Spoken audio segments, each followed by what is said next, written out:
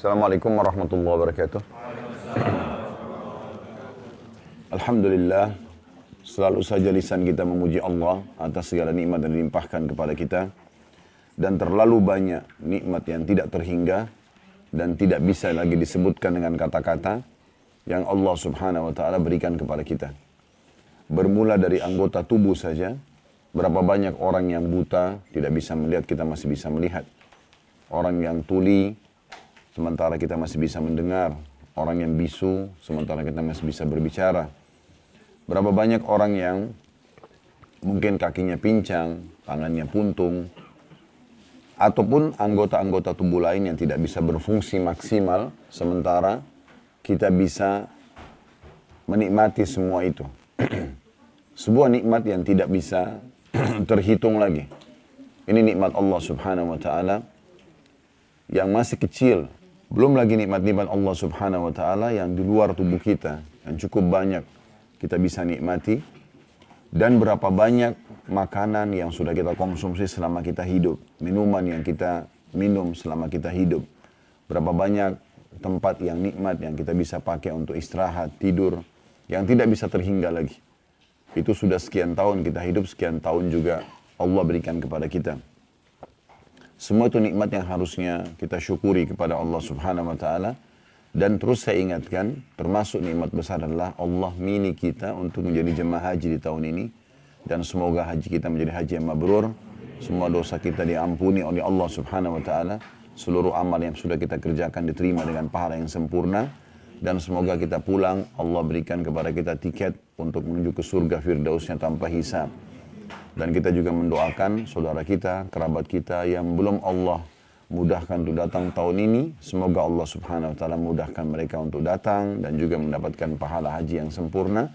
Serta semoga juga Allah mengulang-ulangi kesempatan mas ini buat kita selama ajal belum datang. Dan juga dengan haji yang mabrur selalu. Allahumma amin. Dan jadi kita panjatkan salam hormat kita kepada Nabi besar Muhammad sallallahu alaihi wa ala alihi wa sahbihi wasallam. Sebagaimana Allah telah perintahkan kita untuk mengucapkan salam hormat tersebut. Pada kesempatan ini insya Allah kita akan lanjutkan judul kita sebab-sebab kebahagiaan. Dan kita akan masuk ke serial baru tentang masalah peka terhadap nikmat atau bahasa lainnya syukur. Kembali saya ingatkan, serial pertama kita membahas tentang tauhid Allah. Bagaimana setiap mukmin meyakini dengan hatinya. Selalu merenungi dengan fikirannya dan mengaplikasikan dengan anggota tubuhnya la ilaha illallah, la ma'budu bihaqqin illallah. Tidak ada Tuhan, pencipta, pemilik, penguasa, semua yang di langit, semua yang di bumi, semua yang di kedalaman lautan kecuali Allah. Apapun terjangkau oleh mata kita atau tidak terjangkau, penciptanya adalah Allah. Dan kita ikuti itu dengan ketaatan dan ketaatan kepada Allah subhanahu wa ta'ala. Sehingga akhirnya sempurnalah tauhid kita. Sempurnalah tauhid kita. Kalau kita sedang sehat, yang memberikan, menciptakan kita Allah, yang juga menciptakan kesehatan itu Allah, yang bisa mempertahankan hanya Allah. Kalau kita sedang ada ujian, maka yang menciptakan kita Allah, yang menciptakan ujian itu Allah, dan yang bisa memberikan jalan keluar hanya Allah. Ini kekuatan tauhid yang merupakan sebab kebahagiaan pertama. Sehingga apapun yang sedang kita lihat dan kita rasakan dari kenikmatan, kita harus tahu itu adalah milik Allah dan dari Allah. Tugas kita menikmati dan bersyukur. Kalau sedang ada ujian dan tidak ada pilihan lain, kita dalam keadaan nikmat atau sedang dalam keadaan ujian. Kalau kita sedang dalam keadaan ujian, maka juga pencipta kita Allah, pencipta ujian itu adalah Allah, dan yang bisa memberikan jalan keluar hanya Allah saja. Sudah kita jelaskan panjang lebar dengan kisah-kisah pada pertemuan itu. Semoga tentu diberikan manfaat dan saya yakin Bapak Ibu tetap butuh untuk terus belajar. Kalau lihat di playlist YouTube kami ada beberapa judul ceramah yang kami rekomendasikan untuk terus diulang-ulangi. Yang pertama itu judul Kenalilah Tuhanmu, Engkau Akan Bahagia. Ini lebih dari 2 jam kami membahas panjang lebar tentang masalah mengenal Allah subhanahu wa ta'ala. Kemudian juga ada saudaraku, inilah pondasi agamamu. Inilah pondasi agamamu. Kemudian juga ada bahasan-bahasan yang lain yang cukup banyak berhubungan dengan masalah akidah ini. Kemudian kita sudah bahas juga sebab-sebab kebahagiaan serial 2, yaitu masalah introspeksi diri. Bagaimana setiap orang di antara kita selalu muhasabah dan juga ya, memperbaiki dan meningkatkan kualitas dari ketaatannya kepada Allah. Kemudian juga kalau ada dosa segala dia bertaubat. Kita juga sudah memberikan contoh-contoh cukup banyak berhubungan dengan masalah ini. Kita juga sudah membahas sebab-sebab kebahagiaan yang ketiga, masalah menuntut ilmu syar'i. Bagaimana setiap orang di antara kita akan bahagia pada saat dia tahu mana boleh dan mana tidak boleh. Dan begitu banyak keutamaan yang Allah subhanahu wa ta'ala berikan kepada para penuntut ilmu. Sudah kita bahas juga panjang lebar. Serial keempat kita, sebab-sebab kebahagiaan, sudah dibahas kemarin terakhir di Hotel Syaza. Tentang masalah pengabdian abadi. Bagaimana setiap orang di antara kita selalu sibuk dari ibadah ke ibadah yang lainnya. Selalu sibuk dari zikir ke zikir yang lain, baca ayat Quran ke ayat Quran yang lain. Kemudian juga dari apapun yang halal, yang dibolehkan nikmatin kepada halal yang lain. Dan seorang mukmin dan mukminah harus paling jauh dari apapun yang diharamkan. Selama itu haram, mau mudah, mau banyak, ditinggalkan. Selama itu halal, sedikit pun dinikmati. Kita sudah berikan contoh bagaimana Imam Ahmad rahimahullah justru makan banyak dari masakan Imam Syafi'i karena itu adalah halal. Dan bagaimana para ulama salaf sangat menjauhi hal-hal yang haram. Baik, kita akan masuk pada serial kita yang kelima, sebab-sebab kebahagiaan ini, yaitu tentang masalah peka terhadap nikmat. Nah ini poin penting sekali. Karena peka terhadap nikmat ini artinya kita betul-betul selalu saja dalam setiap detiknya yang kita lihat adalah nikmat Allah. Dan dengan ini, maka semua yang kita anggap sebagai sebuah ujian akan jadi kecil. Bahkan kita anggap juga bisa berbalik, kita anggap sebagai sebuah nikmat. Hal-hal mungkin yang kita anggap kurang baik. Misal kita anggap kurang baik itu lapar misalnya. Haus misalnya. Capek misalnya. Karena orang kalau ditanya, apakah Anda mau haus? Jawabannya tidak. Mau lapar? Enggak. Mau capek? Enggak. Mau sakit? Enggak. Orang semua jawabnya enggak. Tapi berarti kan seakan-akan itu bukan nikmat ya. Tapi kalau kita peka teman-teman sekalian, kita akan menyadari itu adalah nikmat yang sangat besar. Karena kalau tanpa lapar kita nggak enak makan. Tanpa haus kita nggak enak minum. Bukan nggak enak sih dalam arti kata tidak bisa menikmati nggak, tapi beda. Dengan tanpa capek kita nggak enak istirahat. Sekarang contohnya kalau kita sudah makan kenyang, anggap kita makan makanan yang enak, kemudian kenyang. Setelah itu dihidangkan lagi makanan terenak di dunia dan termahal. Setelah kenyang, apakah kita masih mau makan? Enggak kan? Cuma 2-3 orang yang jawab ini. Hah? Berarti semua masih mau makan kalau kenyang? Oh enggak, alhamdulillah. Soalnya saya nanya cuma 2-3 orang yang jawab. Dalam hati beda. Kalau dalam hati itu pas saya tidak nanya. Kalau saya nanya berarti saya butuh jawaban. Umumnya orang kalau sudah kenyang kan tidak mau makan ya. Seenak apapun makanan itu, semewah apapun kita sudah nggak mau makan. Kenapa? Sudah kenyang. Tapi coba kalau kita lapar, nasi, tempe, sambal, lahap sekali kita makan. Berarti kalau kita lapar, sekarang mulai hari ini ke depan kalau sudah belajar, jangan bilang aduh lapar. Bilangnya apa? Alhamdulillah lapar. Ini sederhana. Kenapa? Karena dengan lapar itu kita enak sekali makannya. Coba kita bayangkan teman-teman, kalau kita lagi tidak haus. Terus ditawarin, Pak, Bu, mau minum apa?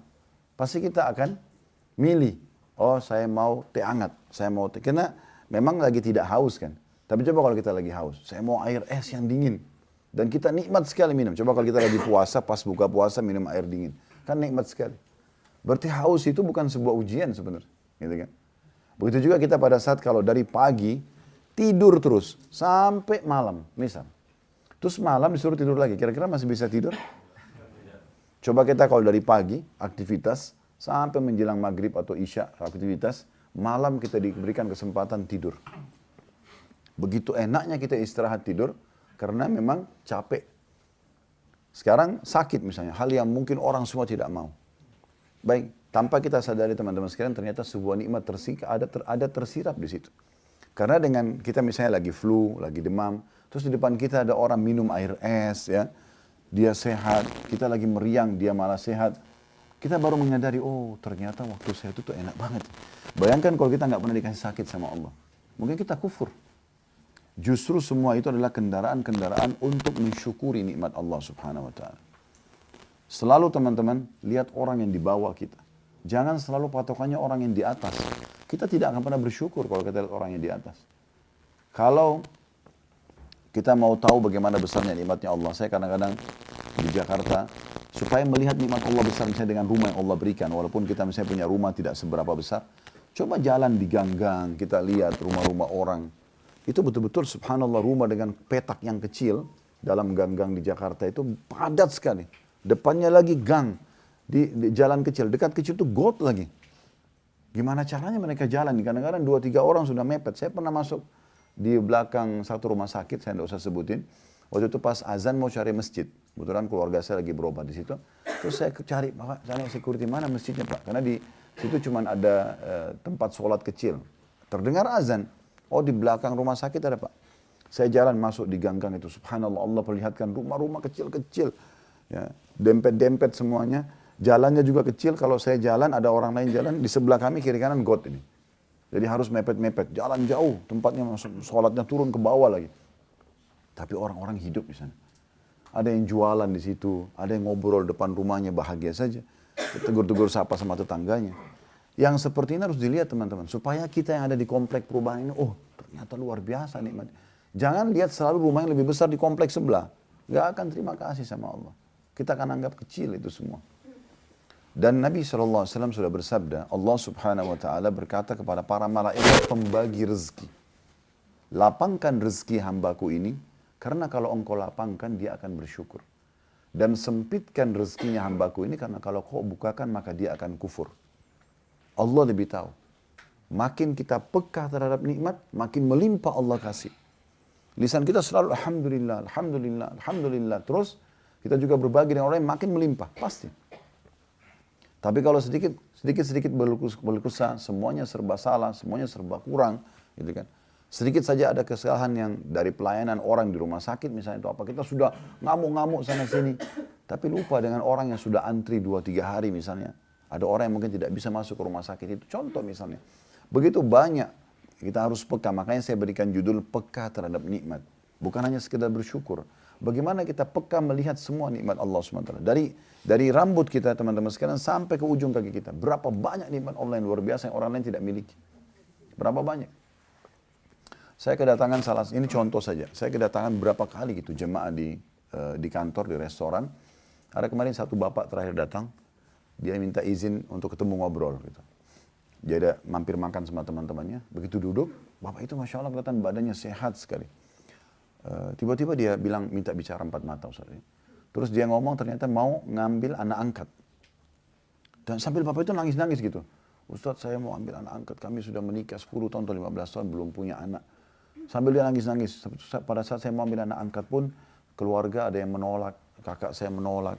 Dan kemudian ini dan itu. Terus dia ini kayak itu masalah besar sekali buat dia. Sementara selama ini Allah sementara sudah karunia kita anak. Kadang-kadang kita masih marah-marahin anak itu. Padahal ada orang berharap dikasih 1 anak aja. Gitu. Kita sudah punya 2 anak, 3 anak, 4 anak.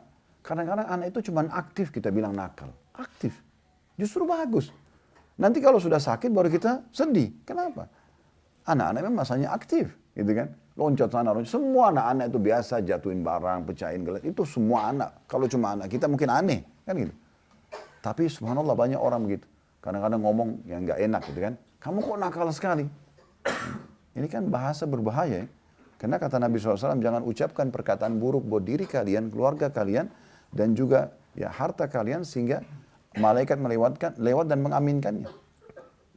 Dan kata para ulama, tidak ada orang yang bersangka sesuatu kepada Allah baik atau buruk kecuali Allah kasih. Oh saya kayaknya nyesal nikah sama orang ini. Allah kasih penyesalan. Menyesal ibu punya anak kamu. Ya jadi nyesal. Ya. Ini sering saya sampaikan di pengajian. Syekh Sudais, hafidhahullah. Beliau sekarang bukan cuma imam haram, tapi pemimpin 2 haramain. Ya. Mekah sama Madinah ini beliau ketuanya gitu.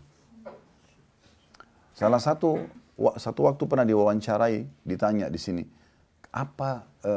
Sekarang kan imam paling senior beliau ya. Dari masa Raja Fahad, Raja Abdullah, sekarang Raja Salman. 3 raja beliau masih hidup. Dan memang dari doa-doanya kalau lagi malam 27 Ramadan, ya. Itu kalau teman-teman pas dengarin dan ngerti artinya itu luar biasa. Beliau minta terus dipanjangin umur, dalam keadaan sehat, dan memang Allah kasih itu. Depan mata kita bisa lihat bertahun-tahun suaranya tetap begitu bagus, padahal sudah tua. Pernah ditanya, apa kata kunci rahasia Anda bisa sukses seperti ini? Sampai luar biasa gitu.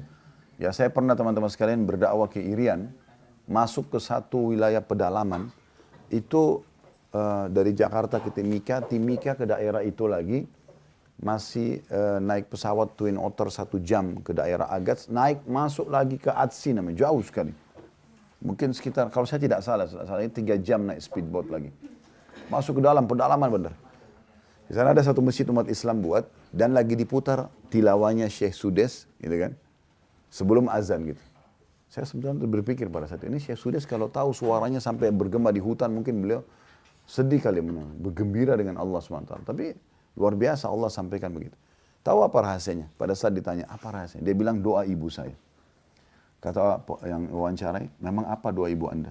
Dia bilang, saya dulu waktu kecil, kalau nakal atau aktif, ibu saya selalu mengatakan, pergilah ke haram, semoga kau jadi imam haram. Itu perkataan ibunya. Jadi bukan bilang, kamu nakal sekali, kamu begini dan begitu, nyusahin ibu, enggak. Pergilah ke haram, semoga kau jadi imam haram. Itu terus ibunya doa. Ucapin, jadi doa. Berapa banyak kita nggak peka hal seperti ini. Kenapa kita tidak mengatakan, nak semoga Allah berikan kau hidayah. Kita bilang pada pasangan, semoga Allah berikan kau hidayah. Semoga engkau lunakkan hatimu. Semoga Allah berikan petunjuk. Kenapa kita nggak seperti itu? Kenapa kita teman-teman sekalian susah sekali mengucapkan salam dengan pasangan kita atau dengan keturunan kita. Padahal assalamualaikum artinya semoga keselamatan dunia akhirat engkau dapatkan. Itu assalam. Kebahagiaan dunia akhirat. Keselamatan. Warahmatullah, semoga rahmat. Rahmat itu rezeki. Selalu engkau dapatkan. Dan juga wabarakatuh. Semoga itu cukupkan. Ya. Setiap ketemu kita harusnya mengucapkan itu. Kata Nabi SAW, ya, orang muslim yang terbaik adalah orang muslim yang kalau bertemu dengannya, dia mulai dengan salamnya. Kenapa kita malas sekali ucapkan? Berapa banyak orang yang harusnya setiap hari komunikasi sama istri atau suaminya, atau orang tua sama anaknya tidak ucapin salam. Ya. Di sini di Saudi, teman-teman sekalian, jangan aneh, jangan merasa asing. Cuma kalau orang-orang dari negara lain, saya memang tidak melihatnya. Tapi kalau di sini di Saudi ini, kalau kita naik ke lift misalnya di tempat-tempat umum mereka yang biasa kumpul, karena di sini kan lagi kumpul jemaah haji ya. Nah biasanya di tempat-tempat umum di luar itu, kalau kita lagi di lift ada orang masuk pasti salam. Assalamualaikum warahmatullahi wabarakatuh. Naik di pesawat, kita naik di pesawat, kalau Saudi Airlines misalnya, saya sering dapat gitu. Duduk di bisnis kelas, ada orang masuk, Assalamualaikum. Di ekonomi lewat, dia Assalamualaikum. Di bus umum, Assalamualaikum warahmatullahi wabarakatuh. Begitu orang salam, biasa sekali. Saya pernah satu kali naik di lift di PGC, di Pasar Grosir Cililitan waktu itu, mau sholat di lantai 7 kalau tidak salah. Begitu saya masuk, liftnya agak penuh. Terus saya salam, Assalamualaikum warahmatullahi wabarakatuh. Semua mata orang lihat saya aneh. Oh iya. Maksudnya siapa orang ini salam? Waktu itu memang saya belum dikenal di media seperti sekarang ya. Orang pada bertanya semua. Karena biasanya kita terbiasa salam sama orang yang dikenal kan. Kan ini aneh. Apa kata Nabi SAW waktu ditanya, Islam apa, amalan apa dalam Islam yang paling baik? Paling Allah cintai, paling besar pahalanya, paling mudah memaafkan dosa-dosa. Kata Nabi SAW, tuti'imut ta'am, berikan makan orang lain, traktir orang lain. Ya. Kemudian, tusallimu ala man ta'rif wa man lam ta'rif. Engkau mengucapkan salam kepada orang yang kau kenal dan kau tidak kenal. Jadi tidak boleh orang dikenal saja, apalagi suami istri. Di sini udah biasa teman-teman. Kami kalau bertamu sama teman-teman kami di sini, mereka punya penataan rumah. Jadi kalau kita masuk, biasanya ada banyak pintu, mirip dengan kamar hotel ini gitu. Ada pintu ya. Nah, ada pintu khusus untuk ruang tamu laki-laki. Ada pintu khusus untuk ruang tamu perempuan. Jadi kalau tamu laki-laki masuk ke situ ditutup pintunya. Nanti tuan rumah laki-lakinya yang melayani. Nanti kalau tamu perempuan ke ruang sana nanti ada tutup pintunya lagi, ada yang layani gitu. Nah, biasanya tuan rumah laki-laki itu layani kami terus mengatakan silakan masuk, kita masuk. Diajak ngobrol sama dia. Kalau istrinya sudah siapin makanan, ada biasa mereka tekan tombol bel dari dalam rumahnya, itu keluar suara belnya di ruang tamu kita, terus suaminya sudah tahu berarti makanan sudah siap. Atau diketuk pintu misalnya. Kalau makanan sudah siap tinggal diambil. Maka biasanya tuan rumah ini, dia keluar nih. Tadi waktu dia sambut kita salam masuk rumah, dijawab sama dia. Kemudian dia masuk ke sana, diambil makanan, cuma bawa makanan dari dalam rumah masuk ke ruang tamu lagi, salam sama kami. Assalamualaikum. Padahal ini tadi ketemu ngobrol nih. Begitu luar biasanya. Berapa banyak kita ngobrol sama istri, sama suami tiap hari, nggak mau salam. Saya kadang kalau jalan sama ikhwan, dia nggak salam, dia angkat telepon istri langsung to the point bicara. Ya akhi, salam dulu. Antum sedang doakan, assalamualaikum, semoga kebahagiaan, keselamatan dunia akhirat, warahmatullah, ya, semoga rahman Allah, juga rezeki Allah, wabarakatuh, dan berkah Allah selalu bersamamu. Ini doa yang luar biasa gitu. Dan usahakan kalau salam lengkap itu. Assalamualaikum warahmatullahi wabarakatuh. Begitu, nggak usah ringkas-ringkas. Ya. Kalau tulis WA ringkas-ringkas gitu. Ya. Ya. Jadi tulis lengkap gitu. Ucapkan lengkap. Assalamualaikum aja. Oke. Dapat berapa kalau assalamualaikum? 10. Kalau tambah warahmatullah 10 lagi. Wabarakatuh 10 lagi. Itu terjadi di masa Nabi SAW. Lalu lagi duduk dengan para sahabat, ada yang datang. Assalamualaikum. Terus duduk. Nabi SAW jawab. Nabi mengatakan lahu asyara.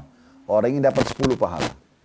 Datang orang kedua, dia tambah warahmatullah. Assalamualaikum warahmatullah. Duduk dia. Kata Nabi SAW setelah jawab, lahu ishrun. Orang ini dapat 20 pahala. Datang orang ketiga, subhanallah, di majelis yang sama, ucapin lengkap. Assalamualaikum warahmatullahi wabarakatuh. Lalu dia duduk. Nabi SAW jawab, lalu Nabi mengatakan, lahu thalathun. Orang ini dapat 30 pahala. Sudah tahu nggak teman-teman sekalian, Abdullah bin Umar radhiyallahu anhu, kalau sudah selesai sholat duha, sudah selesai zikir paginya, sudah ibadah yang dia lakukan di pagi itu sudah selesai, keluar dari rumahnya ke ujung gang, balik lagi hanya salam aja. Salam sama fulan, salam sama saling mendoakan gitu. Yang ini, assalamualaikum warahmatullah, yang jawabkan juga sama. Wa'alaikumussalam, dan untuk anda juga keselamatan dunia akhirat. Warahmatullah, juga rezeki Allah melimpah. Wabarakatuh, dan juga keberkahan Allah. Kenapa kita nggak seperti ini? Harusnya peka, saling mendoakan yang baik gitu kan. Ini poin luar biasa yang harus kita ketahui. Dan terlalu banyak tentunya nikmat Allah Subhanahu wa taala. Intinya, lihat orang yang di bawah, kata Nabi SAW, kalian akan lebih mudah untuk bersyukur. Syukuri. Jangan lihat orang yang di atas kita, karena pasti akan ada ya, orang di atas kita. Secara ekonomi, secara paras wajah, postur tubuh, pasti ada saja orang di atas kita. Tapi itu bukan untuk kita jadikan tolak ukur. Nabi SAW mengatakan, lihatlah orang yang di bawah kalian, maka kalian akan lebih peka. Nabi SAW menganjurkan kita selalu menjenguk orang sakit supaya kita tahu tentang nikmat ya, kesehatan yang kita sedang miliki gitu kan. Bahkan Nabi SAW mengatakan disuruh ziarah orang sakit dan beliau mengatakan siapa yang menziarah saudaranya maka dia akan dapatkan, Allah akan datangkan 70.000 malaikat yang memohon ampun untuknya sampai sore hari. Kalau dia ziarah, kalau dia jenguk saudaranya sakit pagi hari, itu malaikat 70.000 doakan dia sampai sore hari. Kalau dia jenguk sore hari, ya walaupun cuma 5-10 menit misalnya, maka ada 70.000 malaikat yang mendoakan dia sampai pagi hari. Begitu terus. Contoh misalnya, untuk kita tujuannya sebenarnya untuk supaya kita mengetahui, oh ini masih ada banyak orang yang sakit dibandingkan saya gitu ya. Saya masih sehat, saya masih begini dan begitu. Ini contohnya. Kita berapa kali disuruh ziarah kubur misalnya. Kata Nabi SAW, saya dulu larang kalian di Mekah ziarah kubur, karena memang waktu itu masih banyak kuburan orang kafir, umat Islam yang sangat sedikit jumlahnya. Maka sekarang di Madinah ziarahnya karena dia mengingatkan kematian. Supaya kita sadar, oh saya masih hidup, masih punya peluang untuk beramal soleh. Nah begitu. Kita peka dalam masalah-masalah hal seperti ini. Makanya Allah Subhanahu wa taala sangat wajar menitik beratkan dalam surah Ibrahim ayat 7, wa id ta'adzana rabbukum la in syakartum la azidannakum wa la in kafartum inna adzabi lasyadid. Dan ingatlah ketika Tuhan Muhammad ya, memaklumkan, mengiklankan, menginformasikan dengan jelas, sesungguhnya jika kamu bersyukur atau kalian semua bersyukur, pasti aku akan menambah nikmat tersebut, dan jika kamu mengingkari nikmatku maka sesungguhnya azabku sangat pedih. Yang perlu kita perbaiki teman-teman sekalian adalah kita biasa mau bersyukur kalau di mata kita itu nikmat. Ini yang jadi masalah. Padahal sebenarnya bukan tolak ukur di mata kita, tapi ya di mata Allah Subhanahu wa taala. Yang Allah nilai nikmat adalah kita harus nikmat, kita harus syukuri. Gitu kan? Kalau ada banyak orang menyempitkan nikmat itu hanya uang saja. Sehingga kalau ada uang, maka dia anggap dia perlu bersyukur. Tapi yang lain dilupain nih, kesehatan, keturunan, pasangan hidup, segala macam dilupain. Padahal rezeki itu bukan cuma duit, bukan cuma uang. Rezeki itu adalah semua yang bisa membuat roda kehidupan di muka bumi berjalan, namanya rezeki. Oksigen yang kita hirup, mata yang ditangkap oleh mata sehingga kita bisa melihat, telinga yang didengar oleh kuping, ya kita bisa mengetahui apa yang orang sedang ucapkan kepada kita, ya fungsi-fungsi anggota tubuh semua masih maksimal. Itu adalah nikmat Allah Subhanahu wa taala yang melimpah, yang harusnya kita peka ya. Ini makanya jujur kita peka terhadap nikmat Allah Subhanahu wa taala. Dan Hasan Basri rahimahullah menanggapi firman Allah Ibrahim ayat 7 tadi mengatakan, siapa yang bersyukur atas nikmat Allah, Allah akan menjadikannya semakin taat. Salah satu efeknya adalah kalau kita selalu mengatakan alhamdulillah, alhamdulillah, alhamdulillah, Allah arahkan kita kepada ketaatan kepadanya. Karena syukur itu. Ar-Rabi' berkata, siapa yang bersyukur atas nikmat Allah, maka Allah akan menambahkan karunia-Nya. Maknanya itu.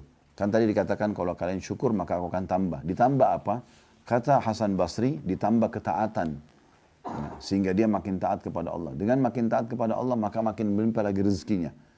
Ya, ibaratnya kalau pegawai itu makin patuh ya, dengan peraturan perusahaan, maka makin banyak mendapatkan perhatian khusus dari perusahaan. Nah, seperti itu. Ar-Rabi' bin Huthaim rahimahullah berkata, siapa yang bersyukur kepada Allah, maka Allah akan menambahkan karunia. Maksudnya rezeki yang melimpah. Bukan hanya uang, tapi semua yang membuat roda kehidupan bisa berjalan, namanya rezeki. Kemudian Muqatil rahimahullah berkata, siapa yang bersyukur atas nikmat Allah, maka Allah akan menambahkan baginya kebaikan-kebaikan dunia. Semua kebaikan dunia akan dia dapatkan dengan dia bersyukur kepada Allah subhanahu wa ta'ala. Orang yang biasa bersyukur dengan hal-hal yang kecil, maka hal yang besar dia akan lebih mudah bersyukur. Makanya saya berikan judul sekali lagi, peka terhadap nikmat. Maksudnya lihat hal-hal yang kecil, maka itu akan memudahkan kita bersyukur pada hal yang besar. Ya. Itu sesuai dengan sabda Nabi SAW dalam hadis riwayat Ahmad dan dihasankan oleh Syekh Albani, man lam yashkuril qalila lam yashkuril katsir. Siapa yang tidak berterima kasih dan bersyukur kepada Allah dengan hal yang sedikit, maka berarti dia tidak akan pernah berterima kasih pada Allah dengan hal yang besar. Jadi memang mulai dari yang kecil. Apapun yang kecil kita peka, selalu bersyukur kepada Allah SWT, maka akan membuat kita mensyukuri yang besar. Jadi ibaratnya juga kalau ibadah yang lainnya, kayak contoh salat. Kalau teman-teman biasakan sibukkan diri dengan ibadah sunnah, ibadah wajibnya pasti terjaga. Pasti. Jadi nggak usah kita repot jaga ibadah wajib, karena memang dasarnya kita sudah jaga ibadah sunnahnya. Seperti itu. Kita kalau sudah biasa sedekah, zakat kita akan jalankan. Kita biasa puasa sunnah, puasa wajib akan mudah. Kita biasa umrah, haji akan mudah. Begitu seterusnya. Nah seperti itu maksudnya. Yang dimaksud dalam makna hadis tadi yang baru kita bacakan. Ya.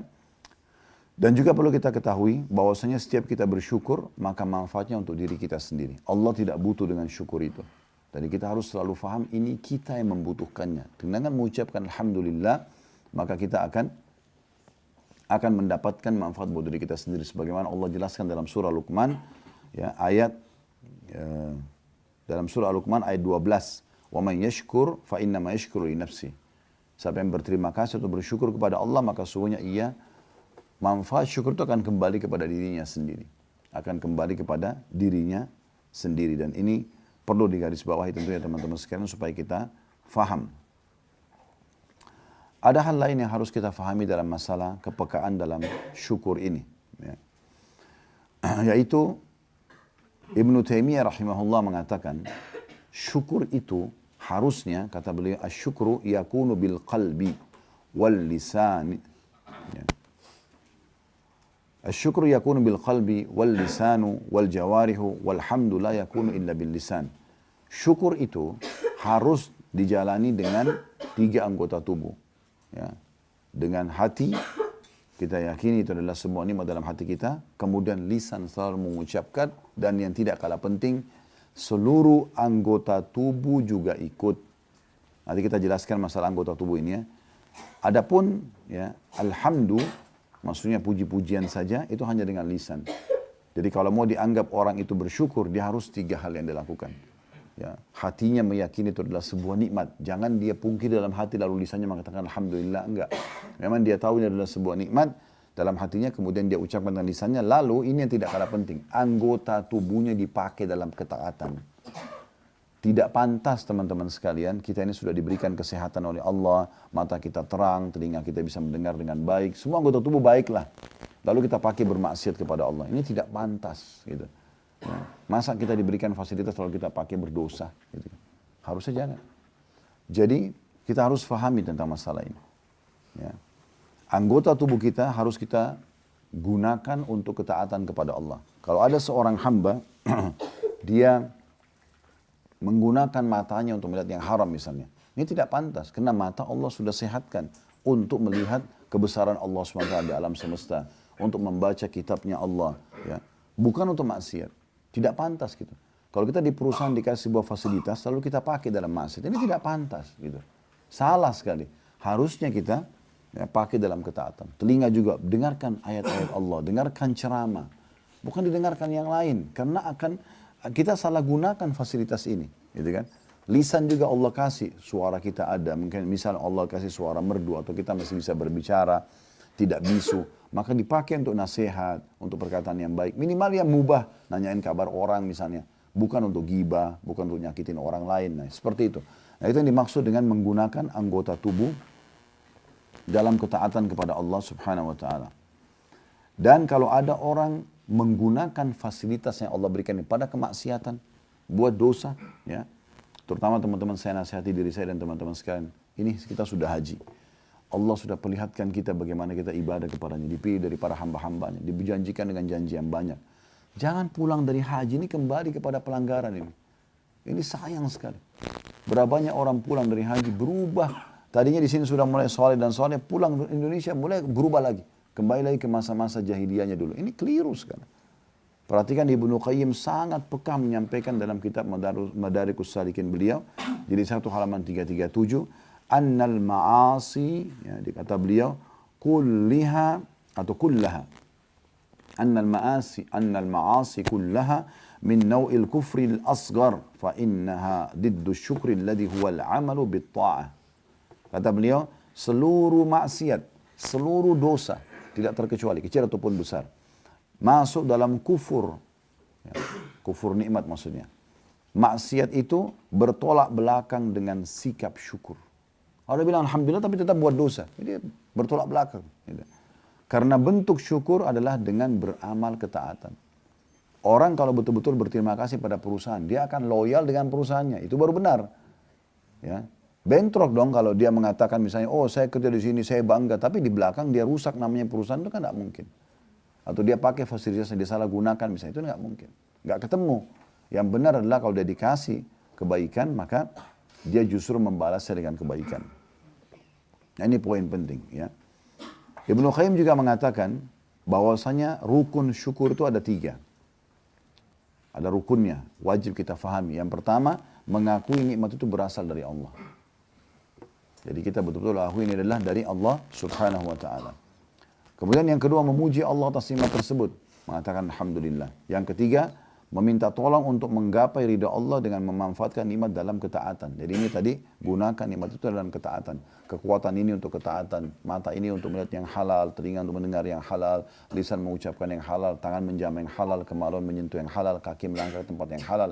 Dan harus ada perubahan. Gak bisa kita teman-teman sekalian merasa selalu cukup dengan apa yang sudah kita lakukan, tidak. Selalu kita meningkatkan kualitas tersebut. Ya. Justru termasuk juga rasa syukur kepada Allah Subhanahu wa Ta'ala itu kalau kita tadinya pernah melakukan pelanggaran, sekarang kita tutupi pelanggaran itu dengan kebaikan-kebaikan. Saya kasih contoh. Pernah dengar Abu Jahal ya, Fir'aun umat ini, ya, diberikan julukan Fir'aun umat ini, meninggal dalam keadaan kafir di perang Badar. Tapi subhanallah Allah kasih hidayah anaknya bernama Ikrimah. Ikrimah ini jahatnya dulu sebelum Islam sama dengan Abu Jahal ayahnya, persis sama. Karena dia ungkapin sendiri, radhiyallahu anhu. Di pembebasan kota Mekah, Ikrimah masuk Islam. Setelah masuk Islam, pada saat itu awalnya dulu kebencian terhadap Islam. Dia tidak mau dengar Al-Quran, tidak mau dengar Nabi. Pokoknya intinya ini musuh diperangi. Sampai dia pembebasan kota Mekah, pasukan besar masuk di sini umat Islam 10.000 orang menguasai Mekah. Mereka tidak bisa lagi melawan. Di saat itu dia mulai duduk merenung. Ada apa ini? Kekuatan apa yang sedang masuk ke kota dia? Kemudian dia coba dengarin Al-Quran dengan merenungi dalam bahasa Arab. Dia ngerti bahasa Arab. Barulah masuk dalam iman dalam hatinya. Setelah itu dia mengatakan, ya Rasulullah, sungguh ini firman Tuhanku yang luput dariku selama ini. Lalu dia menangis. Lalu dia mengatakan, ya Rasulullah, ini bahasa dia yang perlu kita jadikan bahasan ya. Dia mengatakan, ya Rasulullah, mulai hari ini saya akan mengeluarkan infak sebesar dulu yang pernah saya keluarkan pada saat memerangi Anda. Agar Allah memaafkan kesalahan-kesalahanku. Jadi sebab dia dalam riwayat lain dia mengatakan apa? Ya Rasulullah, tidak ada satu kesempatan pun untuk memusuhi Anda. Baik menggunakan harta, menggunakan lisan, menggunakan kekuatan fisik, kecuali saya ikut. Sekarang saya akan balas semua itu untuk saya ganti. Harta saya akan infak untuk justru membela agama Allah. Lisan saya sekarang untuk membela agama Allah. Fisik saya untuk membela agama Allah. Dan betul Ikrimah buktikan itu. Betul. Beliau keluarkan hartanya sekian banyak untuk menutupi kesalahannya di masa lalu yang dulu dia infakkan dalam maksiat. Kemudian betul juga dia lisannya selalu digunakan berdakwah, nasihatin orang. Padahal dulu ini musuhnya Islam yang luar biasa. Sama-sama ayahnya, persis sama. Anak sama ayahnya kembar memerangi Nabi SAW. Dan mereka tidak mau masuk Islam hanya karena merasa kenapa dari sukunya Nabi Muhammad keluar Nabi. Kenapa Abu Jahal itu ditanya. Pernah ditanya dulu ya. Kenapa sama Abu Sufyan, sama teman-temannya? Karena Nabi SAW seringkali kalau malam membaca Al-Quran di rumahnya beliau, rumahnya Khadijah. Rupanya ada 3 tokoh Quraisy ini sering datang dengar diam-diam. Abu Jahal, Abu Sufyan, sama ada satu lagi. Subhanallah saya lupa nama satu orang ini. Tapi 3 orang ini dengar tapi di sisi sudut rumah Nabi yang berbeda-beda. Di sini satu, di sana satu, di sana. Mereka pikir tidak ada yang lihat. Mereka dengar ayat dari malam sampai pagi. Nabi baca, dengar. Karena dalam bahasa Arab mereka ngerti. Mereka tersentuh sebenarnya. Pada saat mereka mau pulang, bertemu 3 orang ini. Saling tanya, kenapa di sini? Ngapain di sini? Akhirnya mereka kayak saling malu sendiri. Oh, saya dengarin ayat. Saya juga sama. Apa yang kamu rasakan? Iya ya. Kayaknya ada kebenaran di sini. Ini Abu Jahal, Abu Sufyan dan satu lagi tokoh Quraisy. Kalau tidak salah cuma Abu Sufyan yang masuk Islam nantinya. Ringkas cerita, mereka janjian. Ini nggak boleh kita kesini lagi loh. Kalau kelihatan sama masyarakat Mekah, nanti mereka masuk Islam nih. Nggak boleh. Ternyata mereka sudah janjian bubar. Mereka pikir temannya ini semua jujur. Besok malam mereka datang lagi. Sama-sama lagi datang. Iya, itu dalam riwayat sahih. Besok sama lagi mereka datang. Bubar ketemu lagi. Janjian lagi. Sampai 3 hari. Setelah 3 hari, Abu Sufyan penasaran. Datanglah Abu Sufyan kepada temannya yang satu, yang maaf, yang saya lupa namanya. Bagaimana menurut kamu? Saya tidak dengar kecuali kebaikan. Semuanya baik-baik. Perintah kebaikan, larangan kebaikan, memperkenalkan kepada Tuhan Allah. Dan orang Quraisy sebagaimana saya bilang kemarin, mereka kenal Allah. Mereka tahu Ka'bah ini adalah rumahnya Allah. Mereka tahu menciptakan langit dan bumi Allah. Cuma mereka syirik. Datangkan batu yang dianggap perantara antara Allah. Jadi minta dulu sama patung baru ke Allah. Gitu. Ini nggak boleh. Minta kepada kuburan dianggap langsung kepada Allah. Allah nggak butuh perantara. Minta langsung kepada Allah Subhanahu Wa Taala. Akhirnya mereka berdua sepakat. Oke, kita datang kepada Abu Jahal. Waktu itu Abu Jahal ini julukannya oleh masyarakat Mekah disebut dengan Abul Hakam. Abul Hakam itu maksudnya orang yang sangat bijaksana. Teman-teman perlu tahu ya, Abu Jahal itu tampan sekali orangnya. Orangnya tinggi kekar, badannya bagus gitu kan. Punya kedudukan tinggi di Mekah ini. Secara fisik dan jabatan luar biasa orang itu, gitu kan. Jadi memang punya kelebihan dia. Terus dia didatangi sama Abu Jahal, sama Abu Sufyan dan temannya. Kami mau tanya oleh Abu Hakam. Dan sebab dia dikatakan Abu Jahal justru karena kejadian ini. Berubah julukannya dari Abu Hakam kepada Abu Jahal. Dan itu cuma umat Islam mengatakan Abu Jahal. Artinya orang yang sangat bodoh. Abu Jahal itu. Jahal kan bodoh. Gitu kan? Gara-gara kejadian ini. Maka pada saat itu 2 orang ini datang kepada Abu Jahal. Waktu itu dipanggil Abu Hakam. Wahai Abu Hakam. Bagaimana pendapatmu? Kita harus jujur nih. 3 hari kita sama-sama janjian tidak mau ulangi dengar Al-Quran. Kita malah dengar. Bagaimana pendapatmu? Apa kata Abu Jahal? Dengan jujur dia mengatakan. Saya perlu sampaikan apa adanya. Kalau apa yang saya dengar semuanya kebenaran. Gak ada yang salah. Bahkan sangat menyentuh bacaan Muhammad itu. Lalu kata Abu Sufyan, kenapa kau nggak beriman? Kalau kau beriman, kamu pimpinan kami. Kami semua akan beriman nih. Karena kalau Abu Jahal beriman pada saat itu, semuanya orang masuk Islam. Satu Mekah. Karena dia pimpinannya. Gitu kan? Maka jawabannya begini. Bayangkan, bahan ini gara-gara rasisme saja ini ya. Dia mengatakan fanatisme kesukuan. Dia bilang dari dulu, sukuku sama suku Muhammad bersaing. Mengurus Mekah.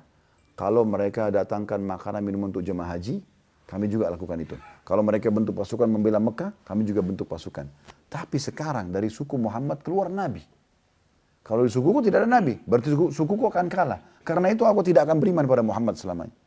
Waktu sampai ke telinga Nabi, Nabi bilang, namanya sekarang Abu Jahal. Memang orang bodoh, karena dia hampir panen semua pahalanya orang satu Mekah. Itu luar biasa. Gitu. Tapi kita kembali kepada adanya Ikrimah radhiyallahu anhu. Ini beda. Dia tahu nih apa ayahnya bilang, perangi Nabi dengan lisan, iya, caci maki Nabi, salahin Nabi, katain penyihir, bayar orang-orang penyair untuk melantunkan menghina-hina Nabi. Kemudian juga secara harta, semua yang bisa dikeluarkan harta untuk memerangi Nabi dan Islam dikeluarkan. Tambah lagi fisik, perang Badar, Ikrimah ikut bersama ayahnya Abu Jahal, waktu ayahnya terbunuh. Ya. Di perang Uhud juga ikut. Ya.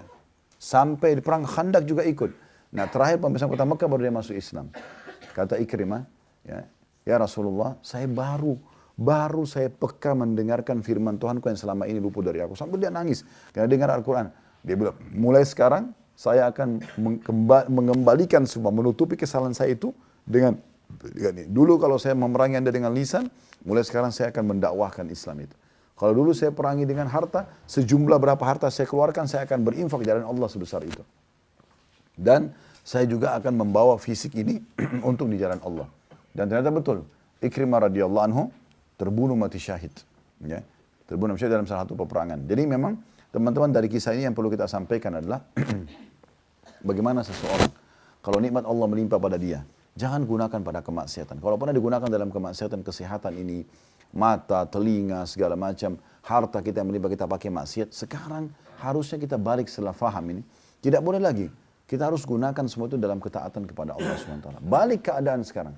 Kalau dulu kita biasa mengajak orang buat maksiat dengan melimpahnya nikmat pada kita, kita sekarang balik dakwahi mereka. Ajak mereka pada kebaikan. Tinggalkan semua. Karena kalau tidak, berarti kita kufur terhadap nikmat Allah Subhanahu wa taala. Terlebih lagi saya mengajak diri saya dulu supaya saya bukan cuma orang mengucapkan, tapi juga yang pertama mengamalkan, baru teman-teman sekalian. Terutama pulang dari haji. Pulang dari haji ini pulang dari ibadah. Sayang sekali kalau pulang dari sini kembali kepada hal-hal yang salah lagi. Belajar, bertanya pada orang ahlinya, apakah ini salah atau tidak. Kalau salah tinggalkan karena Allah Subhanahu wa taala. Balik sekarang keadaan. Kalau kita dulu selalu mengajak traktir teman-teman kita pada kemaksiatan, sekarang kita balik traktir mereka dalam kebaikan-kebaikan, gitu kan? Ajak mereka hadiri pengajian mana, ya, ajak mereka umroh dan haji. Kita bukan lagi ajak mereka ke diskotik, ke tempat-tempat maksiat, bukan, kita harus tinggalkan semua itu. Dan kita harus tutup dulu nafkah yang kita keluarkan untuk maksiat itu. Yang sekarang kita ganti dengan ketaatan supaya itu dimaafkan sama Allah. Berapa banyak orang tidak sadar dulu mungkin dia biayai teman-temannya pada berzina. Nih, bayar semua, silakan masuk hotel, dia yang bayarin segala macam. Dia tidak sadar, itu sudah maksiat. Sekarang taubat kepada Allah harus dia keluarkan nafkah sebesar itu untuk menutupinya dengan ajak misalnya orang umroh, orang haji, orang ke taklim misalnya dan seterusnya. Ada Masya Allah di antara jemaah kita yang pernah hadir di Uhud, setelah pulang mereka mulai ikut ke pengajian-pengajian, terutama di Blok M hadir. Saya ada yang datang di tablik akbar, Masya Allah datang dari kota-kota yang cukup jauh. Biaya teman-temannya, kerabatnya untuk dikikat pesawat, ada yang sewa bus lengkap, datang ke pengajian. Semua itu mungkin karena mereka sudah menyadari, oh dulu saya sudah salah nih dalam menggunakan harta kepada maksiat, sekarang saya akan balik itu untuk kepada ketaatan kepada Allah SWT. Ingat ya, karena nikmat Allah itu pasti Allah akan tanya. Dalam sebuah riwayat Bukhari, pernah Nabi SAW lapar sekali. Beliau keluar dari rumah dalam kondisi lapar. Dalam riwayat sahih itu dikatakan. Pas beliau jalan, lewat depan rumahnya Abu Bakar. Abu Bakar juga pas keluar, tidak janjian. Lalu kata Nabi SAW, hai Abu Bakar, apa yang membuatmu keluar? Dia mengatakan, saya lagi lapar ya Rasulullah. Di rumah nggak ada makanan. Masa dulu mereka tidak ada kulkas, simpan makanan, atau ada kios-kios kayak kita sekarang bisa belanja setiap saat, atau ada belanja online, kan tidak ada. Orang kalau habis itu, hari itu habis bekal makanan, tidak ada jalan lain. Keluar cari makanan, gitu kan. Maka kata Nabi SAW, ikutlah dengan saya. Mereka lewat di depannya rumahnya Umar. Umar pas keluar juga Umar. Nabi SAW tanya, kenapa Umar kau keluar? Saya lagi lapar ya Rasulullah. Tiga-tiganya begitu kejadian. Kata Nabi SAW, ikutlah dengan saya. Lalu Nabi SAW ajak mereka berdua pergi ke rumahnya satu orang Ansar. Yang terkenal sangat karam, sangat mulia, sangat dermawan. Nabi SAW salam. Kebetulan laki-laki pemilik rumah ini lagi keluar, lagi tidak ada. Lagi ke kebun kurmanya, istrinya ada. Lalu kata Nabi SAW setelah salam, kami datang untuk menemui suamimu. Maka kata ibu tersebut, setelah jawab, Waalaikumsalam, selamat datang wahai Rasulullah, silakan tunggu sebentar, saya akan panggil. Maka duduklah Nabi SAW, ibaratnya kita kalau di ruang tamunya, kemudian ibu ini pergi memanggil suaminya. Suaminya begitu dengar Nabi datang, oh Masya Allah, berita gembira apa ini? Nabi tiba-tiba bertamu di rumah kita di jam seperti ini, di waktu seperti ini. Langsung dia naik ke pohon kurmanya, dia potong kurma dengan tangkainya, ya itu biasanya penghormatan luar biasa gitu kan. Dia tidak petik-petik, dia ambil semuanya lalu dibawa kepada Nabi SAW. Sambil salaman, setelah salam, segala macam, dihidangkanlah ya makanan tersebut. Dihidangkanlah kurma tersebut. Kata Nabi SAW, mungkin engkau tidak perlu seperti ini.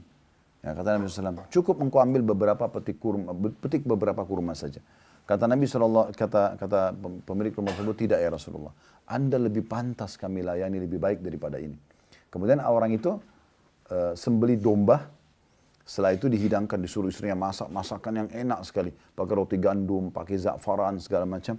Intinya sangat indah makanan itu diceritakan dalam riwayat tersebut. Dihidangkanlah kepada Nabi SAW. Lalu Nabi makan bersama Abu Bakar, sama Umar, sama pemilik rumah tersebut. Begitu sudah selesai makan, Kata Nabi SAW sambil serius beliau sampaikan, wahai saudara-saudaraku, beliau mengatakan pada sahabat-sahabatnya, sesungguhnya nikmat seperti ini Allah akan tanyakan pada hari kiamat. Bahkan dalam riwayat lain beliau mengatakan Allah akan tanyakan air es, air dingin yang kalian teguk, ya, itu sebagai nikmat disyukuri atau tidak, digunakan dalam ketaatan atau tidak. Ingat teman-teman, semua ini akan menjadi saksi pada hari kiamat. Gelas yang kita pakai minum, sendok yang dan piring kita pakai makan, kalau kita bersyukur dan kita gunakan nikmat itu pada ketaatan kepada Allah, mereka akan jadi saksi hari kiamat. Sebaliknya, kalau kita pakai ini semua dalam kemaksiatan kepada Allah, orang masuk kamar hotel berzina, maka ranjangnya itu adalah makhluk Allah, lampu adalah makhluk Allah, air yang dia pakai cebok kemana adalah makhluk Allah, akan jadi saksi semua hari kiamat. Ya, akan menjadi saksi kalau si fulan lagi berbuat ini dan itu. Makanya dalam banyak ayat Al-Quran dikatakan sesungguhnya penglihatan, pendengaran, itu sekarang semua akan diminta pertanggungjawaban hari kiamat. Dalam sebuah riwayat sahih dikatakan, nanti akan ada orang pada hari kiamat, karena dia takut masuk ke neraka, maka dia pun akhirnya, waktu Allah bilang, kau berbuat ini, kau berbuat itu, dia pungkiri, tidak ya Allah gitu. Allah mengatakan, ini ada saksinya, para malaikat, enggak, saya enggak percaya mereka. Loh ini benda-benda di sekitarnya semua jadi saksi, enggak, saya enggak percaya. Lalu kata Allah SWT, lalu siapa yang kau percaya? Dia bilang, diri saya sendiri. Kata Nabi SAW, Allah kemudian mengunci lisannya, dia nggak bisa ngomong, lalu Allah buat seluruh anggota tubuhnya berbicara. Matanya menceritakan semua histori yang dilihat. Begini, detik ini dia lihat ini, detik ini dia lihat ini semua. Kemudian telinganya menceritakan, tangannya menceritakan, kemaluannya menceritakan, kaki menceritakan. Setelah itu, Allah buka lisannya, lalu dalam Al-Quran Allah kekalkan, dia berkata begini, lima syahidtum alaina. Setelah dia bisa ngomong, dia mengatakan pada anggota tubuhnya, kenapa kalian ngomong untuk diri sendiri? Saya tadi ini untuk menyelamatkan kalian. Maka anggota tubuhnya berbicara pada saat itu dengan hikmah Allah. Ya, mereka mengatakan, antakanallah alladzi antaka kulla syai'. Yang membuat kami bisa bicara ini Allah. Yang membuat semua sesuatu bisa berbicara. Maka hati-hati teman-teman sekalian. Jadi gunakan kesehatan ini, kekuatan ini, harta ini, peluang ini semua dalam ketaatan. Kalau dulu pernah kita gunakan dalam kemaksiatan, sekarang saatnya kita bertaubat dan kita balas itu. Sebagaimana kasus tadi Ikrimah dan contoh kita seperti ini banyak sekali. Justru kita sekarang alihkan kepada kebaikan-kebaikan. Kita sekarang justru mengajak orang pada ketaatan-ketaatan seperti itu. Jadi ini penting untuk digarisbawahi. Makanya perlu kita tahu bahwasanya menggunakan ketaatan, menggunakan nikmat pada ketaatan bagian daripada syukur itu sendiri. Ya. Kemudian juga dalam riwayat yang lain yang perlu kita garis bawahi, kalau ada orang nikmat Allah SWT melimpah pada dia dan dia tetap gunakan dalam kemaksiatan, ini masuk dalam istilah tadarruj. Apa itu tadarruj? Tahapan siksaan dari Allah. Saya kasih gambaran lebih jauh. Kaum-kaum yang Allah binasakan sebelum kita, seperti misalnya kaum Lut yang melakukan homoseksual, kaum Nabi Saleh, ya, kaum Thamud, ada kaum Ad, kaumnya Nabi Hud, ya, ada Namrud, kaumnya Nabi Ibrahim, ada Fir'aun, kaumnya Nabi Musa, banyak sekali. Mereka itu sebelum Allah datangkan hukumannya, Allah binasakan mereka, itu Allah datangkan nikmat yang melimpah di hari-hari terakhir. 3 hari, seminggu sebelum mereka datang siksa, Allah limpahkan nikmat supaya mereka makin lalai. Karena memang Allah tahu mereka tidak akan taubat. Maka semua itu datang nikmat kepada mereka melimpah, badannya tambah sehat, gembalaannya makin banyak, subur, hasil panennya makin banyak. Sehingga mereka pikir, oh iya, makin lalai lah mereka dari taubat kepada Allah dan mereka terus berbuat maksiat. Maka di hari datangnya hukuman, mereka tidak bisa lagi bertobat kepada Allah SWT. Maka hati-hati. Kalau Allah memberikan kita nikmat yang melimpah sementara kita dalam maksiat, berarti itu hati-hati tahapan siksaan. Supaya kita makin lalai. Oleh karena itu jangan digunakan dalam kemaksiatan teman-teman sekalian. Kita semua pasti punya dosa, bukan berarti kita suci. Tetapi jangan gunakan setelah mendengarkan pengajian seperti ini, kelebihan yang Allah berikan, harta, kesehatan dan seterusnya, justru kepada dosa kepada Allah SWT. Tidak pantas kita gunakan anggota tubuh dalam dosa, sementara ini adalah sebuah nikmat yang harusnya kita syukuri. Nah itu tadi yang disampaikan. Dan kata Nabi SAW, wa inna rajula la yuhramur rizqa bidzambi nusibu, ya, atau yusibu. Sesungguhnya seseorang itu bisa terhalangkan dari mendapatkan rezeki yang harusnya didapatkan justru karena dosa yang dia lakukan. Dari satu sisi, dia bisa jadikan itu adalah tahap siksaan, sehingga dia makin lalai. Atau sisi lain, ada banyak rezeki yang harusnya sampai pada dia tertahan justru karena dosa yang dia lakukan. Abu Hazim rahimahullah berkata, wa amma man syakara bilisanihi wa lam yashkur bi jami' a'dha'ihi. Adapun orang yang cuma bersyukur dengan lisannya tapi tidak dengan anggota tubuhnya, famathalu kamathal rajulin lahu kisa'un fa akhadha bi tarafi falam yalbishu falam yanfa'u dhalika min al-bardi wal harri wal thalji wal matar. Jadi seperti ibaratnya orang yang cuma lisannya mengatakan alhamdulillah tapi tetap anggota tubuhnya buat dosa, ya tetap melakukan maksiat kepada Allah, ya. Siapapun yang bersyukur dengan lisannya namun tidak bersyukur dengan anggota badan lainnya, itu seperti seorang yang mengenakan pakaian. Ia ambil ujung pakaiannya saja.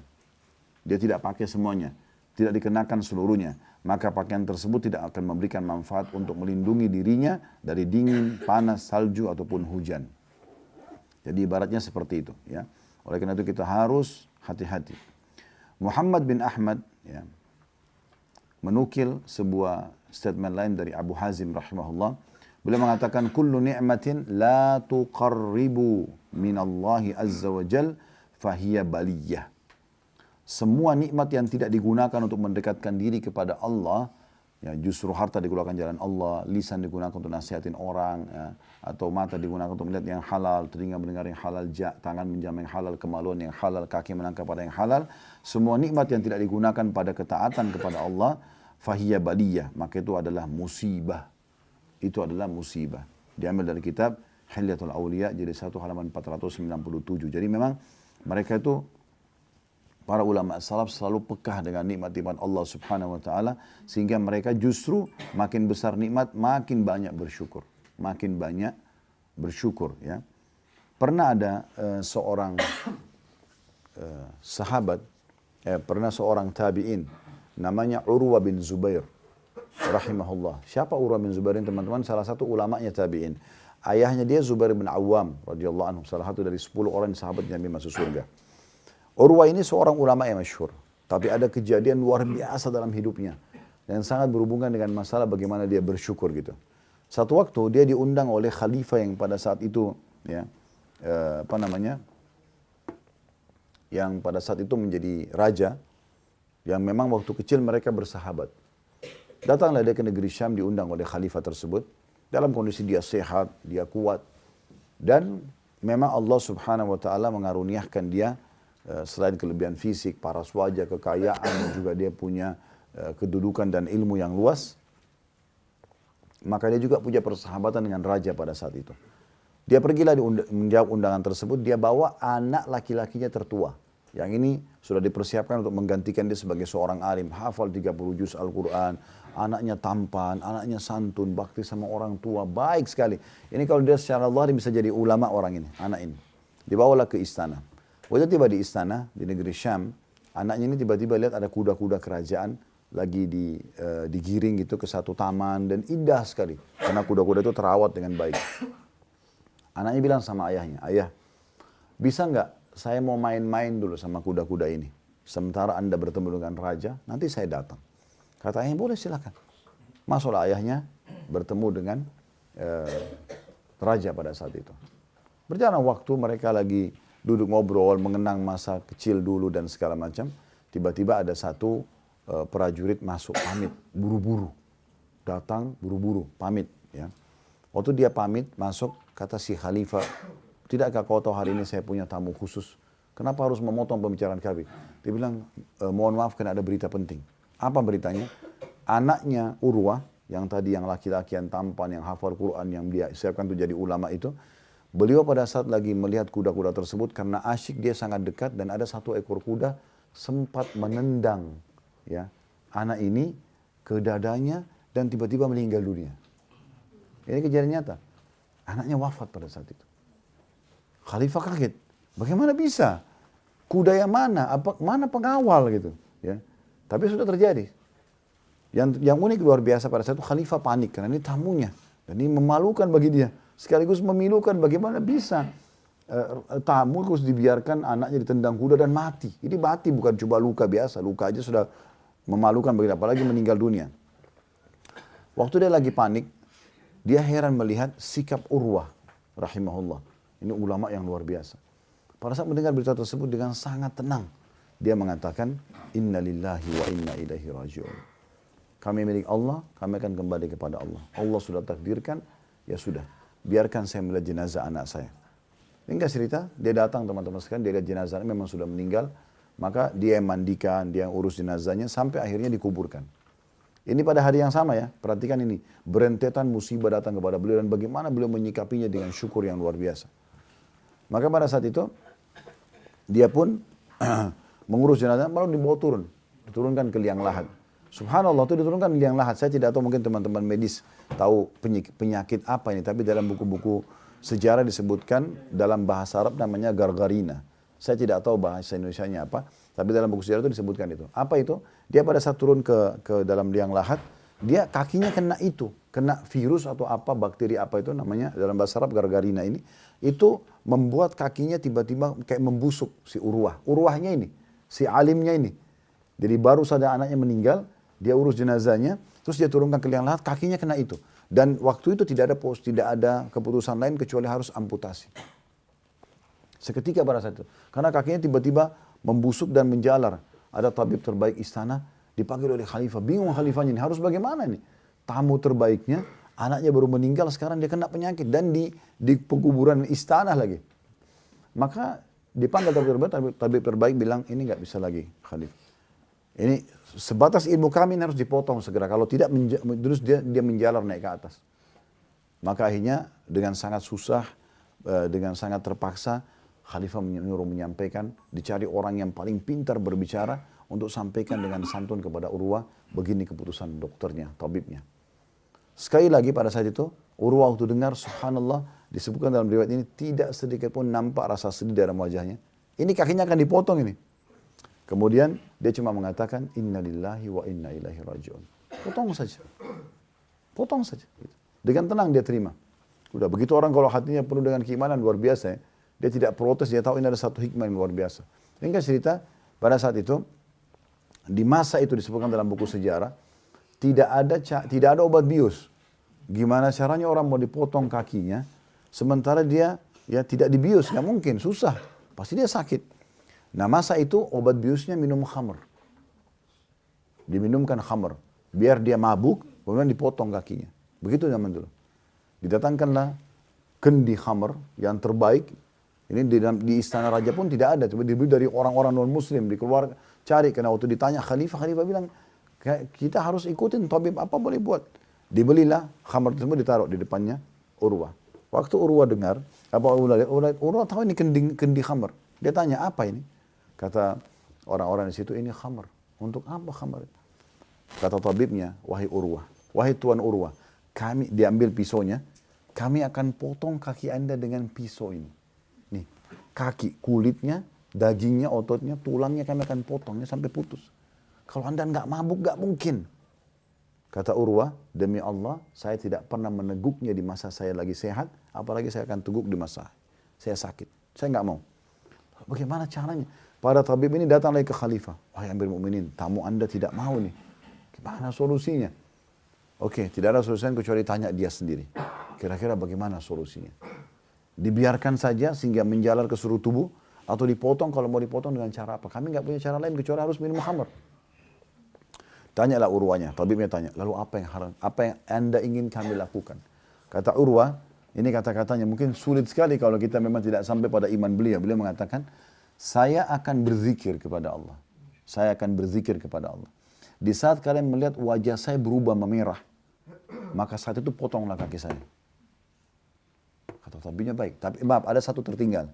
Rupanya sebelum waktu khamr ditolak, solusi yang kedua adalah didatangkan algojo yang besar badannya, yang memegang tangan, kaki dan tubuh.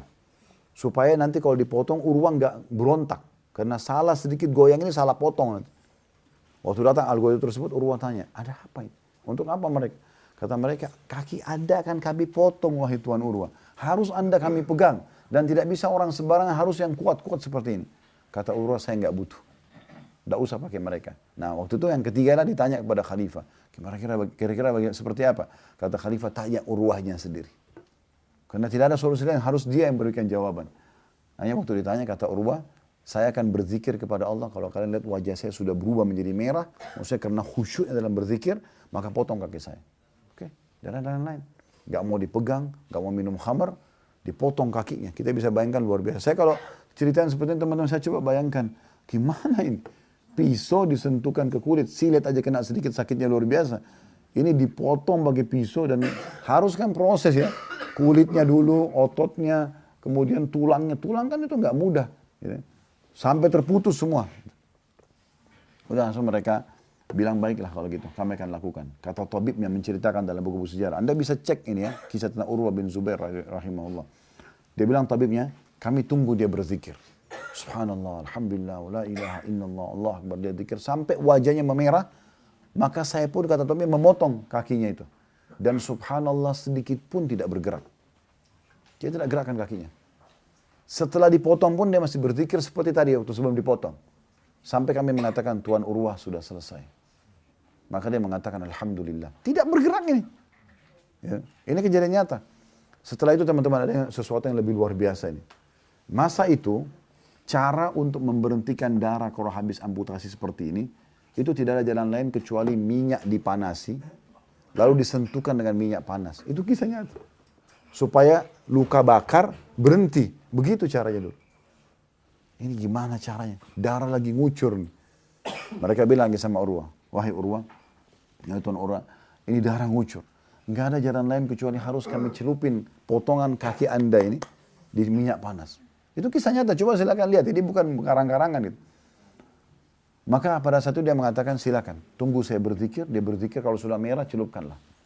Akhirnya beliau pun berzikir, lalu kemudian dicelupin dengan minyak panas. Subhanallah, dalam buku-buku sejarah dikatakan, walaupun dia kuat imannya, namanya dicelup minyak panas, dan ini masih dalam kondisi berdarah, dia pun akhirnya pingsan, rahimahullah. Beliau pingsan karena tidak bisa tahan sakit, beliau pingsan. Setelah pingsan, bangun, ternyata semua sudah dibalut segala macam, dia bangun dari pingsannya. Perkataan pertama Urwah, mana telapak kaki saya yang kalian potong itu? Mereka langsung heran, kenapa minta telapak kakinya? Didatangkan telapak kakinya. Lalu diangkat sama dia sambil dia mengatakan, alhamdulillah, segala puji bagi Allah yang telah mengamanahkan kau di tubuhku selama 40 tahun belum pernah aku pakai dosa sekalipun. Ini bahasa dia. Segala puji bagi Allah yang telah mengamanahkan kamu pada tubuhku selama 40 tahun aku tidak pernah menggunakanmu satu kali pun maksud. Tidak pernah kakinya melangkah pada dosa. 40 tahun. Udah selesai pada saat itu. Ya. Tapi khalifah ini bingung. Gimana caranya menenangkan Urwah ini? Di hari yang sama menjadi tamu kerajaan, anak terbaiknya yang pertama meninggal dunia. Kakinya dia kena tadi gargarina itu dan harus dipotong. Ya. Plus lagi tadi harus dicelup pakai minyak panas segala macam. Bagaimana cara menenangkannya? Khalifah lagi bingung. Subhanallah, dengan hikmah Allah subhanahu wa ta'ala. Waktu itu ada satu suku Arab datang ke istana raja. Nah, di antara orang suku Arab ini ada beberapa orang mereka. Ada satu orang di situ, rupanya dia kepala suku. Nah, matanya buta, orang ini. Matanya buta. Kemudian dia memimpin tengah-tengah. Lalu kata Khalifah, siapa anda ini? Siapa kalian? Oh, kami dari suku Arab Badui dari sini dan situ. Lalu siapa yang di depan ini? Dia ngomong, saya adalah pimpinan kabilah ini. Saya pimpinan suku ini saya. Gitu. Terus kata Khalifah, kenapa saya belum pernah mengetahui ada pimpinan suku itu buta. Kenapa bisa anda jadi pimpinan suku? Orang ini bilang, wahai Amir Mu'minin, kalau anda mau dengar cerita saya akan ceritakan. Kata dia, baik silakan. Karena memang dia lagi tunggu nih, apa yang bisa menghibur Urwah. Gitu kan. Dia pengen tahu apa ini, mau dikasih harta mungkin nggak bakal puas. Gitu kan. Gimana caranya menenangkan tamu yang sudah meninggal anaknya di hari yang sama, kakinya diamputasi dengan hari yang sama. Rupanya orang ini cerita teman-teman.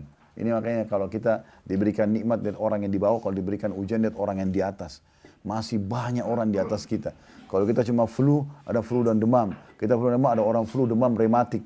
Kita rematik pun mungkin kita stroke, ada orang yang sudah meninggal dunia. Pasti ada orang di atas kita. Kalau nikmat lihat orang di bawah supaya kita bersyukur, kalau cobaan kita lihat orang di atas supaya kita bersabar gitu. Maka orang ini mengatakan, wahai Amir Mu'minin, wahai pemimpin orang beriman. Ini cerita orang itu ya, kepala suku ini. Dia bilang, saya di suku saya tidak ada yang mengalahkan ketampanan saya. Memang orang itu tampan, tapi matanya buta. Ya. Kemudian dia bilang, tidak ada juga yang mengalahkan fisik saya. Memang fisiknya kekar. Orangnya sangat sempurna secara fisik. Tidak ada yang mengalahkan saya di suku saya dari sisi harta. Dia orang paling kaya. Dan juga tidak ada yang pernah menyaingi kedudukan saya. Saya tidak pernah diganti menjadi kepala suku, nggak pernah. Karena wibawahnya, karena keputusannya yang selalu tepat. Pokoknya luar biasa gitu. Terus dia bilang, satu waktu, karena orang Arab Badui ini teman-teman suka pindah-pindah tempat. Mereka tidak mau tinggal di kota, tinggalnya dari kemah ke kemah. Jadi padang pasir itu tempat mereka keliling. Ingatkan saya kembali ke poin ini, saya ingin tambahkan sebuah informasi. Dan saya kembali di sini kisah Urwa ya, kisah orang kepala suku ini. Saya pernah waktu kita buat umroh plus Aqsa, di Jordan itu kami lewat dari kota Petra menuju ke Amman. Karena hantu yang ujungnya adalah kota Petra, 7 keajaiban dunia itu kami ke Amman, lewatin padang pasir. Ada banyak kemah-kemah orang Badui di situ. Saya tanya orang Jordan asli itu, ini siapa mereka? Ini orang-orang Badui. Kenapa pemerintah Jordan, saya bilang, kenapa pemerintah Jordan tidak urus mereka? Tidak bangunin rumah sakit, tidak bangunin sekolah, perbaikin. Kenapa mereka dibiarin tinggal dalam kemah? Kata orang ini, orang-orang Badui ini memang tidak mau. Mereka pernah dibuatin sama pemerintah rumah sakit, mereka pernah dibuatin sekolah, mereka pernah dibangun rumah, ditinggalin sama mereka. Memang mereka maunya tinggal di kemah. 2 minggu sini pindah ke sana, 2 minggu sana pindah. Memang mereka pindah-pindah. Seperti itu kurang lebih. Kita kembali kepada kisah kita tadi. Kata orang ini, satu waktu saya pernah membawa suku saya semua pindah dari satu lokasi ke lokasi yang lainnya. Pada saat kami istirahat malam hari, tiba-tiba turun hujan lebat dan datang gelombang banjir yang sangat besar. Ya. Di lembah itu. Karena di padang pasir itu kan, dia kalau ada cekungan lembah biasanya air kalau lagi banjir lewat situ. Maka semuanya ini terseret dengan banjir. Semua suku saya, semuanya terseret. Bahkan saya seluruh anak-anak saya dan istri saya pun ikut terbawa arus. Semuanya mati, meninggal. Terbawa dengan arus di malam itu, satu malam itu ya. Terus dia bilang, setelah air itu hilang, saya sempat bergantung pada sebuah pohon. Gitu kan. Kemudian setelah air itu hilang, saya melihat ada satu ekor unta dari semua unta kami yang terseret dengan ombak yang besar itu, yang masih ada di situ. Terikat tali kekangannya di satu pohon, dan akhirnya tali itu tidak putus. Dan ternyata ada bayi saya, anak saya yang paling kecil masih ada. Kemudian setelah itu saya turun dari pohon tersebut, kemudian saya berusaha untuk menyelamatkan bayi saya. Begitu saya mendekat, datang seekor serigala. Ini kisah nyata ya. Ini bukan di karang-karang kisah ini. Datang seekor serigala, tiba-tiba lebih cepat daripada saya datang ke bayi tersebut, lalu digigit kepalanya. Dibawa bayi itu pergi. Maka saya kehilangan pada malam itu, keluarga saya semua terbasuh, anak saya sendiri yang saya mau selamatkan, tinggal itu satu keluarga saya. Lalu saya mendekati unta saya. Unta itu karena mungkin stres, kena banjir segala macam, tiba-tiba itu saya mendekat, dia berontak, dan kedua kakinya diangkat, lalu kemudian menendang kedua mata saya, maka butalah saya. Wahai Amir Mu'minin, dalam satu malam, saya kehilangan seluruh anggota keluarga saya. Kehilangan seluruh anggota suku saya. Kehilangan seluruh harta saya dan kehilangan mata saya. Semua satu malam. Tapi orang itu bilang begini, Alhamdulillah. Dia ucapkan begitu. Kata Khalifah, bawa segera orang ini ke Urwa biar menceritakan tentang kejadiannya. Karena berarti ada orang lebih berat daripada Urwa. Datanglah orang tersebut menceritakan kepada Urwa, lalu Urwa bersyukur kepada Allah dengan itu. Ketutupannya teman-teman sekalian, pulanglah Urwa ke Madinah. Dengan kaki yang hilang satu, anaknya pun sudah meninggal dikubur. Ya. Masa itu orang tidak ada telepon bisa informasikan ke istrinya, kalau ini anak kita begini, tidak ada informasi. Keluarga di Madinah tidak tahu apa-apa. Pergilah mereka sampai akhirnya di kota Madinah. Waktu tiba di Madinah, orang semua akhirnya tahu ceritanya. Orang pada datang, ada yang bertakziah karena anaknya meninggal. Ada juga yang menyebutkan tentang supaya sabar karena kakinya dipotong gitu kan. Tapi subhanallah, begitu mereka sudah banyak ngomong gitu, lagi kumpul, kata Urwah, duduklah sebentar. Lalu pertama ucapan Urwah begini, Alhamdulillah, Allah mengambil satu anak saya, Allah masih menyisakan 3, karena dia punya 4 anak. Bayangkan ya, jadi yang dia lihat, nikmat yang lebih, bukan yang dia lihat yang sedikit ini. Kan gitu. Jadi satu diambil, ternyata masih ada 3. Kalau kita kan mungkin tidak seperti itu cara lihatnya. Tapi ini dia, Alhamdulillah, dia jadikan ini bahan syukur. Allah ambil satu anak saya, masih ada 3 ditinggalkan. Allah ambil satu kaki saya, Allah masih sisakan 3. 1 kaki dan 2 tangan. Dan Alhamdulillah. Begitu bersyukur kepada Allah SWT. Coba lihat bagaimana besarnya nikmat Allah begitu. Kita sudah dikasih kaki masih sempurna, tangan, mata, telinga, segala macam. Jangan digunakan dalam dosa. Gunakan dalam syukur dan bertakwa kepada Allah Subhanahu Wa Taala. Ini yang sedang kita beratkan. Kalau Bapak Ibu pulang dan Bubu dari pengingat ini bawa pesan ini, saya sudah cukup buat saya. Gunakan anggota tubuh kita dan semua nikmat ini yang Allah berikan justru pada ketaatan kepada Allah Subhanahu Wa Taala. Kapan kita gunakan dalam kepada kemaksiatan, maka bisa masuk dalam bab tadarruj. Ya, tadarruj itu berarti tahapan siksaan. Tahapan siksaan. Ingat teman-teman sekalian, kesehatan yang Allah berikan, kesempatan yang Allah siapkan. Kemudian juga bahkan waktu kosong, waktu lowong, itu sebuah nikmat yang luar biasa. Kata Nabi SAW dalam hadis yang sahih riwayat Bukhari dari hadis Ibnu Abbas radhiyallahu anhu, ni'matani magbunun fihima katsirun minan nas. Ada 2 nikmat yang banyak manusia tertipu dan lalai darinya. Kemudian beliau mengatakan as-sihhatu wal faragh, adanya kesehatan, ini nikmat yang luar biasa, dan juga adanya waktu lowong. Jadi kalau ada waktu lowong, saya lagi lowong, ini lagi apa? Justru gunakan dalam ketaatan. Ya. Syaitan selalu menunggangi waktu lowong kita justru untuk berbuat dosa. Justru hanya membuang-buang waktu padahal yang berbau maksiat kepada Allah Subhanahu Wa Taala. Ini tidak boleh. Ya. Ini poinnya. Kita akan tutup teman-teman sekalian dengan beberapa poin, beberapa statement lagi. Ibnu Battal rahimahullah berkata, seseorang tidaklah dikatakan memiliki waktu luang hingga badannya juga sehat. Barang siapa yang memiliki 2 nikmat ini, waktu senggang dan nikmat sehat, hendaklah ia bersemangat. Jangan sampai ia tertipu dengan meninggalkan syukur pada Allah atas nikmat yang diberikan. Bersyukur adalah dengan melaksanakan setiap perintah ya, dengan nikmat itu dan meninggalkan larangan. Barang siapa yang luput dari syukur semacam ini, maka dia benar-benar tertipu oleh syaitan. Ya. Kapan dia gunakan nikmat Allah Subhanahu Wa Taala ini, waktu lowongnya, kesehatannya, kekuatannya, hartanya pada maksiat, berarti dia tertipu. Ini salah penempatan, harusnya digunakan dalam ketaatan kepada Allah Subhanahu Wa Taala. Ingat teman-teman sekalian, semua nikmat ya, semua yang kita minta kepada Allah sudah Allah kasih. Kecuali beberapa poin yang memang dengan hikmah Allah, Allah tunda. Saya kasih contoh. Bukankah kita setiap hari lapar? Ya. Apa yang kita ucapkan? Lapar. Dapat makanan nggak? Dapat. Kalau tidak dapat, pasti kita tidak hidup sampai sekarang kan? Setiap hari kita haus. Bukan kita dapat haus, dapat air. Sebenarnya kita cuma bilang haus. Bukankah setiap hari kita capek dan ngantuk? Baik, kita tidur. Kalau tidak tidur, berarti kita sudah meninggal sekarang. Kan gitu. Dan semuanya, hampir setiap yang kita baru, kadang-kadang kita baru niat sudah dikasih sama Allah. Ada mungkin 1-2 permintaan yang Allah belum kasih dengan hikmah Allah. Jangan yang 1-2 belum dikasih ini melupakan semua nikmat yang besar ini. Nah ini yang kita bahas nih. Karena kadang-kadang begitu. Kita ada satu yang kita harapkan Allah belum kasih. Kita minta jodoh, kita minta keturunan, kita minta satu proyek apa. Allah belum kasih. Kemudian ini membuat semua nikmat Allah yang hilang nih. Kita lupakan tuh kesehatan kita, kepeluang kita ibadah. Oh anggota tubuh yang pasti sehat. Ini lupa. Ini aneh ini. Tidak boleh begitu. Makanya judul kita sekali lagi peka terhadap nikmat Allah. Ingat Urwa tadi masih bisa bersyukur. Dengan 1 anaknya mati masih ada 3. Kakinya 1 dipotong masih ada 3 anggota tubuh yang lain. Penggantinya 1 kaki dan 2 tangan. Seperti itu harus kita memahami teman-teman sekalian. Sekali lagi saya ingatkan. Ya, garis bawah ini tinta emasnya. Bahwasanya pekalah dalam bersyukur kepada Allah Subhanahu Wa Taala. Dan mulai dari hal-hal yang kecil, maka kita akan bersyukur dengan hal yang besar.